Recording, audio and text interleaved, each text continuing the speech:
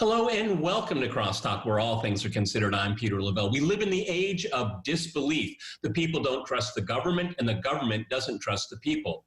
How did we come to this deficit of legitimacy? And more importantly, is there a way out? Is dialogue possible?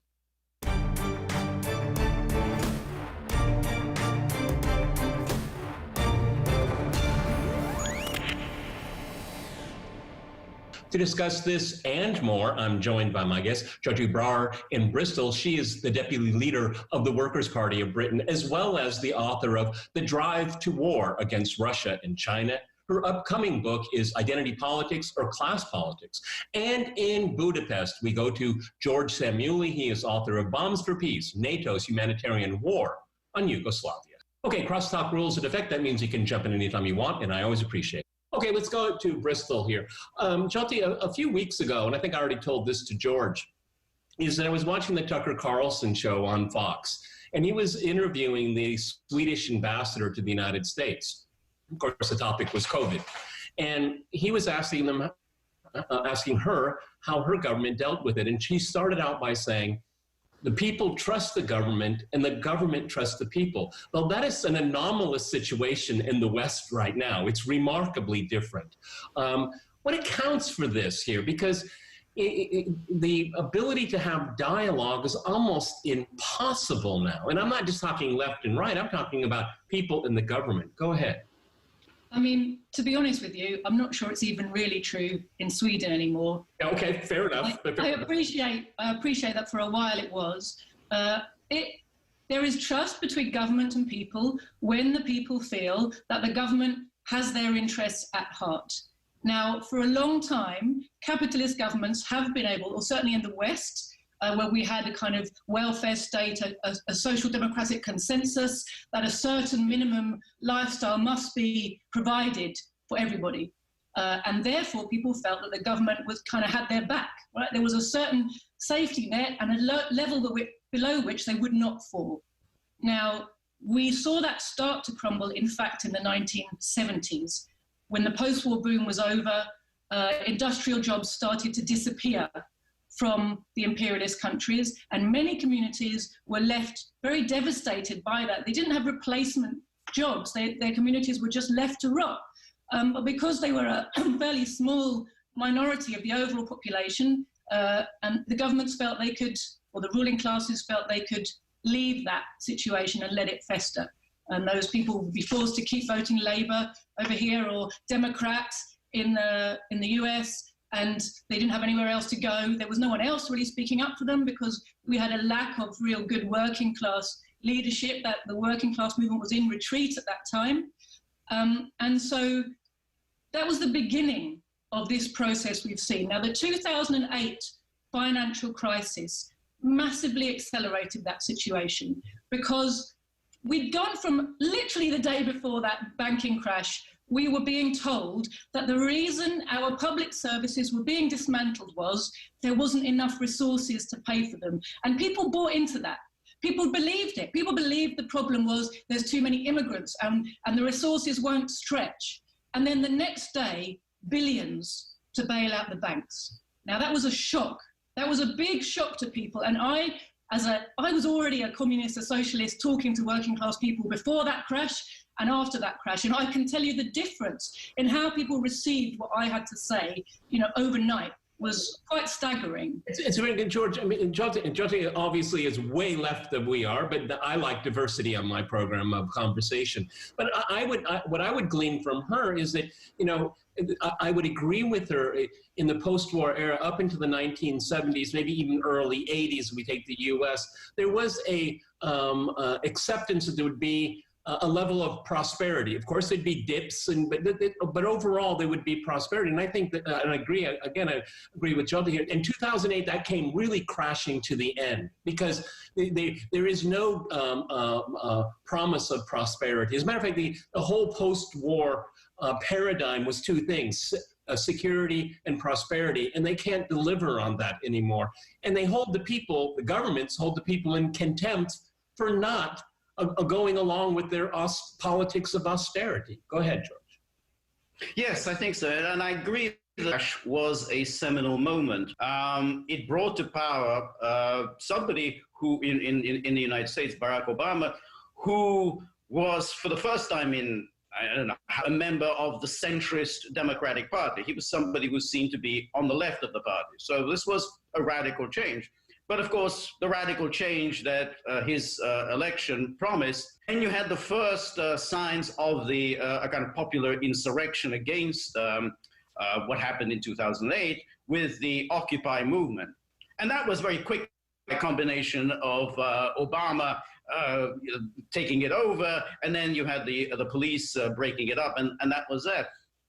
What then happened was that resentment that that movement spurned, taken over by Donald Trump, who was a kind of a right-wing populist, and who came dramatic change. The dramatic change being the end of the wasting money on foreign wars, end of importing cheap labor, and capitalism, making capitalism fairer for ordinary people. That was what he promised in 2016. That was enough to terrify the political. That war that the political establishment launched against Donald Trump is kind of where we are now, which is this crisis of legitimacy. Joti, one of the things I think is really interesting is that the neoliberal order will not give any kind of credence or legitimacy to populists on the left or the right. And I think that's really where a lot of the anger comes from here, because you had like a Bernie Sanders character, very popular among a wide variety of demographics, but it was taken from him again because they don't want. And then if you look at the Republican Party, the GOP has not changed at all, just because Trump's there. Okay, I mean they do everything in their power to thwart him. Okay, it's still these populist fringes, as we're told in the media. They're the ones that are being denied any kind of legitimacy and actually even electoral access. Go ahead, Joti. Well, we have to look back after 2008, what happened? Who paid for bailing out the banks? We were told the banks are too big to fail. They must not be allowed to bear the brunt of the crisis of their own system. We must pay. And how do we pay? The working class all over the world has paid by losing pay, conditions, security, public services, dismantling and privatization of everything that used to be provided for us out of our taxes, out of the wealth that we create. But it was a kind of guaranteed minimum of social services were there, and they've been taken away, privatized, scrapped, whatever, in different situations, whatever they happen to be. But this huge attack on people's living standards. And, recently we were told, just before this crash, we were being told over here how brilliant the employment situation was, how we hadn't seen such good employment levels since the 70s. But it was patently a lie. Patently a lie. They talk about this recovery. Who was recovering apart from big bubbles in the stock market? And a bubble, let's not forget, is a sign that something's wrong in the productive economy. It means, in fact, there isn't somewhere productive to invest your capital. So you're speculating, gambling on the stock exchange, on the property market, on the currency markets. All these bubbles are not a sign that something is good with capitalism. They're a sign that something is inherently wrong, right at the heart of the system. And meanwhile, while the billionaires are gambling and taking fortunes off each other on the stock market, what's happening to ordinary people?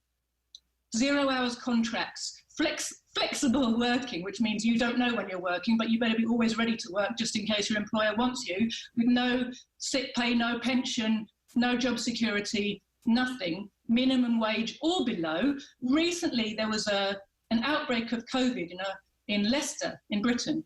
And what are we finding are the conditions that lead to that? Leicester is a town of textile manufacturing sweatshops. And there was an article in the Financial Times about it, talking about the wages that are being paid there, which are like half minimum wage. And everybody knows it. Everybody knows that's what's happening. There's no health and safety. There's no proper working conditions. They're being paid £3 or £4 an hour. Everybody knows the health and safety, the tax people, the national government, the local government, they all know, and they just wink at it and let it carry on. Well, George, one of the thing that what we're seeing right now is, particularly during this crisis, because it's a huge crisis if you don't have a job, okay? Particularly if you had taken a hit in 2008. But we just see more and more transfer of wealth going upward when in a time when we need it going in the reverse direction, okay, to save the middle classes and the working class. Because government policies all across the Western world, much more so in the United States, is that the middle class isn't really necessary anymore. As a matter of fact, they're trying to replace them, okay, with other demographics. Go ahead, George. Yes. No, that's exactly the case. It's there is a transfer of wealth moving upwards, and that's exactly what was said by Warren Buffett when he said, yes, there's a class war that's going on, and my class is winning.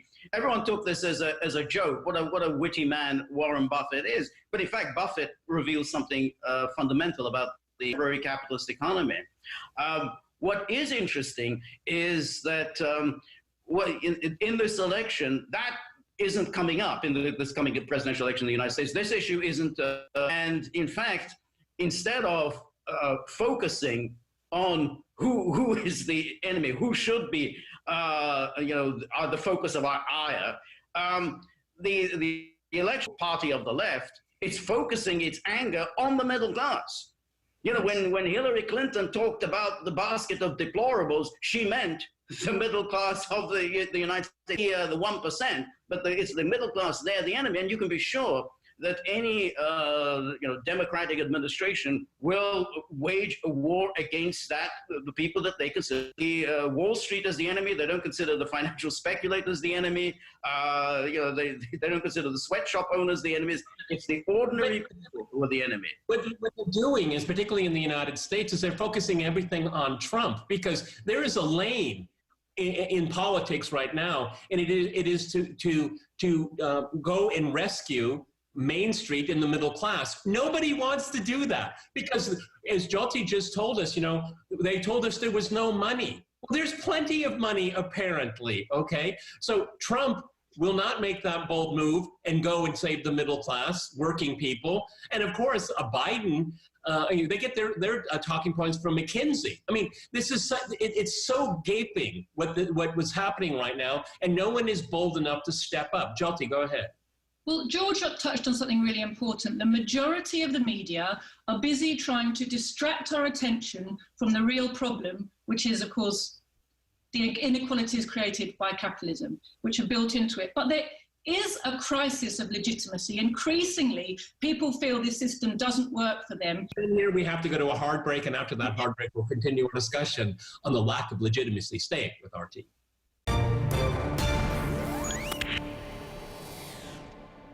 Welcome back to Crosstalk, where all things are considered. To remind you, we're discussing the crisis of legitimacy.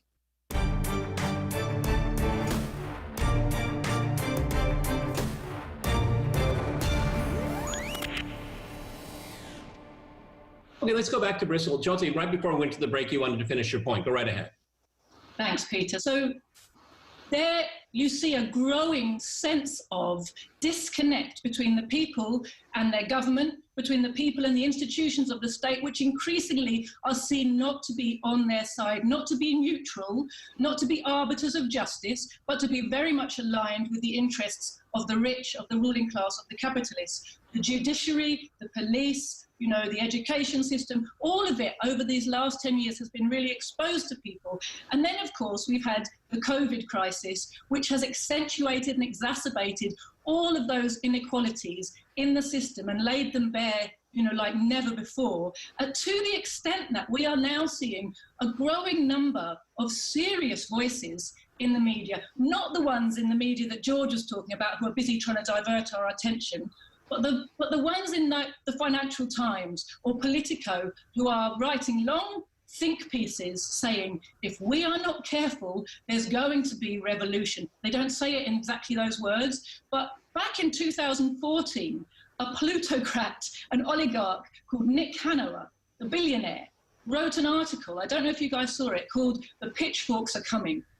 And he expressly talked about the massive and growing inequality in the world and in the Western imperialist countries, particularly the US, but the UK is not far behind, that the way that that growing inequality was affecting how people felt about the system and about the rich and about their future. And he said, if we don't do something to halt this disparity and this growing disparity, then we are going to be in trouble. We like to tell ourselves we won't, but we will be. And Martin Wolf wrote a think piece in the Financial Times just a week ago, essentially saying the same thing. Now, these people, they really want to save the system. They want capitalism to be made to work for people enough that it stays in place. What they're unable to recognize is what Marx and Engels pointed out 150 years ago, which is this growth in disparity of income and situation in life is hard-baked into capitalism. There isn't a way out of it. That is how the system works. Right now, with the crisis of capitalism, it's so glaring that everybody can see it, and it's educating workers. But what they do is, George, is one of the things you've already mentioned, deplorables. I mean, I can't, you know, when you and I were both coming up in the world, there was a pretense of some kind of objectivity from the media. That is completely gone right now. And we can use the example of the election of Donald Trump, and we can use Brexit. I mean, now we know that, you know, the people voted the wrong way, and there's no forgiveness for that whatsoever. And that goes into this canceling of culture, censorship. I mean, what's really quite glaring is that don't talk about social and income inequality, talk about all these other cultural issues, the cultural wars, because if you, as Joti pointed out, if you start really seriously looking at what's going on right now, the situation is in the long term, it's untenable. Go ahead, George. Prevails in an election, the losing side will simply not accept it. And this is, in fact, what happened in 2016, in which the losing side was determined to sabotage an election result that didn't accept. And we can be sure that whoever will be the losing side this November will react in the same way. And of course, that is works very much to the elite's advantage. No one wants to raise the issues of how come all of the benefits of the economy flow to the 1%, in fact, much less than the 1%. No one else gets anything out of it. Instead, we have warring factions hating one another who are themselves hardly beneficiaries of the system. But George, that touches on the cancel culture thing here. Joti, one of the things that's very interesting to me is that, you know, we're still presented this illusion of a choice right here. There is no choice here, okay? And the culture wars is a nice diversion to give the impression that there is a choice here, because at the end of the day, they're going to protect the neoliberal order. That's what has made the 1% and the political elites and the media elites so wealthy and so content. Because if you do talk about income and social inequality, then you're going to have approach it differently. But, you know, let's talk about statues, let's talk about cancel culture, and all of that is a diversion. Everything is racist, apparently. Now, you know, if you started dealing with social inequality, I think the whole issue of racism would dissipate very, very quickly. Go ahead. Sure. Well, you know, this latest economic crash, which is being, you know, the narrative is that it's all the fault of the pandemic. But of course, the reality is this crash has been predicted by financial commentators for the last 3-4 years. It was coming, it's built into the system, it's systemic crisis that was long overdue. COVID probably tipped it over the edge, but in fact, it was already starting to tip just before you know, all the lockdowns started to happen. So we have this huge crisis, which is deepening inequality and really revealing the nature of a lot of the so-called employment that we had, i.e. it was incredibly insecure. And on top of that, we've had the COVID crisis, which has again exacerbated inequalities and shown up how it's the most essential people who we need to keep society running, who are the least paid, the least respected, jobs more likely to be done by the poorest and most oppressed workers. All these inequalities are being deepened. And of course, what we're seeing as well is that women, ethnic minorities are disproportionately bearing the brunt of the health crisis and the economic crisis. And this whole deepening of all the inequalities in our society is something that they are really worried about us looking at properly. And hence this move to turn the narrative away from capitalism creates inequality towards white people hate black people, men hate women.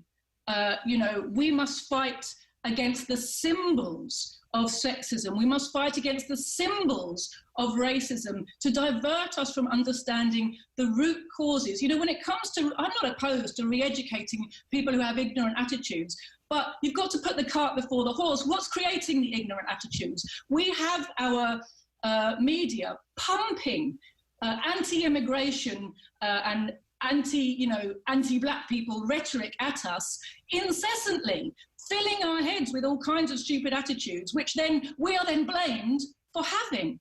If you want to get rid of racism, first you've got to get rid of the cause of racism, which is this system of inequality. Then, when people are left with some hangover, backward attitudes, it will be quite easy for them to be re-educated. But to be honest with you, I'm not happy with that term. Okay, that's a little bit too social engineering for me. However, George, it's kind of carrying a page from what we just heard here. It tells me that the elites have no answers, okay, because the status quo serves their interests, and they're not willing to tinker with it. It's really quite amazing because we had the case of FDR, which, his political opponents say he was going to bring socialism to America, bring communism to America. But in fact, FDR saved capitalism, saved the system, okay? And again, historians, because a lot of people are politically motivated, they don't see it that way. What I find really quite glaring here is that they're staring into the abyss, these elites, because it's an untenable situation to continue. And I agree, COVID just tipped it over. It actually moved the curtain away for us to have a real clear view of what's going on. Go ahead, George. No, that's exactly. It is an untenable situation. And the answer on the part of the elites will be to wage a war against the masses, the people who are not benefiting at all from the system. And this is what the cancel culture is about. It is about an attack, a kind of an expression of rage against ordinary people, against their beliefs, against their institutions. And so we have this bizarre situation where the elites, the wealthy, the 1%, are declaring that who is unacceptable, who are the real villains. It's the ordinary people with their supposed racism, sexism, homophobia, Islamophobia, the Hillary Clinton's deplorables. They are the enemy. Not us, not we who are, who are earning, vast sums of money for doing nothing, who are simply sucking money out of the economy. No, the enemy is, the ordinary people. And we will see an expression of this rage on the part of the elites after the November election, should the Democrats win. And you see, there'll be no, move towards equality. People who think that there's some kind of a socialist economic agenda that will come about. No, that's not going to be the case. It will be an agenda, again, of sucking jobs out, financialization of the economy, and those who feel upset about this, those who feel that they've lost out from the system, will be punished by be told what the terrible people they are, and that this is indeed their just punishment. You and I have talked about this many times. The country will explode, irrespective of the outcome here. George, we're running out of time real quickly. I think we're taught to hate each other, because I think that the vast majority of people have actually a lot of commonalities, okay? And I think it's the elites and the media, they're the ones that teach us to hate each other. Because most of us, the vast majority of us, have the same needs and desires. I'm absolutely convinced of that. But when you want to pull in cancel culture and you want to bring in statues and you want to bring 1619 and all of this here, that is just to intentionally mix things up so they don't talk about what we're talking about in this program. You know, get rid of cancel culture. Why don't we start canceling social inequality? Last 20 seconds go to you. Yes, and the demolition of the statues served two purposes. On the one hand, that demolition is a distraction. You know, instead of addressing serious economic issues, instead of addressing serious needs that are not being met, you get symbolic outcomes, the destruction of statues. But they also serve another purpose, which is to demoralize the public, to show the public that this is what we think of you, this is what we think of your history, this is what we think of your culture. We are tearing it down because we think you are rubbish, and you have to accept that you are rubbish, and you will be told that forever that you are rubbish. And that's why the tearing of statues down is, you know, has such a powerful resonance. And the elites still go to the bank laughing all of the way. That's all the time we have. I want to thank my guests in Bristol and in Budapest, and I want to thank our viewers for watching us here at RT. See you next time. Remember, Crosstalk rules.